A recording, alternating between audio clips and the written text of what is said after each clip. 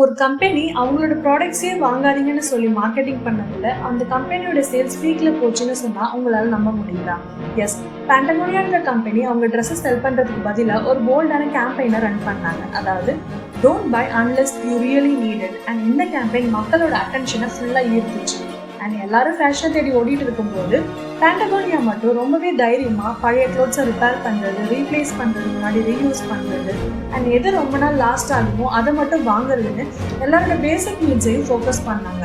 And இந்த ஹானஸ்டான மோட்டிவ்னால மக்கள் இவங்களை ரொம்பவே அதிகமாக நம்ப ஆரம்பிச்சாங்க. ஸோ இப்படி தான் ஜாக்கெட் கம்பெனிலேருந்து ஒரு கான்ஷியஸான லிவிங்கான மூமெண்ட்டாக இவங்க மாறினாங்க.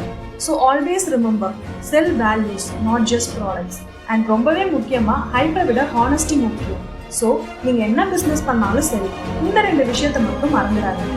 அண்ட் இந்த மாதிரி பெஸ்ட் பிராண்ட்ஸோட மார்க்கெட்டிங் ஸ்ட்ராட்டஜி பற்றி லேர்ன் பண்ண மறக்காமல் என்ன ஃபாலோ பண்ணிக்கோங்க. Will meet you in the next video. Bye.